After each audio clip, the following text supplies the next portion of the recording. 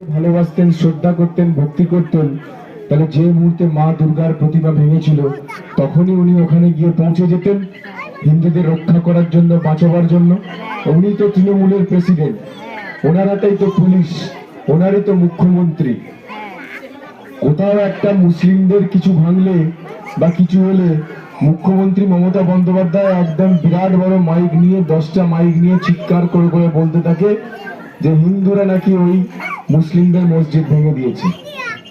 কিন্তু আমাদের শ্যামপুরে এত বড় দাঙ্গা হলো, মুখ্যমন্ত্রী মমতা বন্দ্যোপাধ্যায় একবারও প্রেস কনফারেন্স করে সাংবাদিকদেরকে একবারও কিছু বলেছে?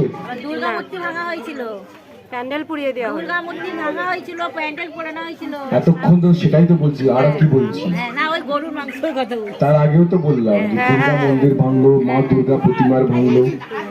তো মুখ্যমন্ত্রী একবারও বলেছে যে শ্যামপুরে দাঙ্গা হয়েছে? শ্যামপুরে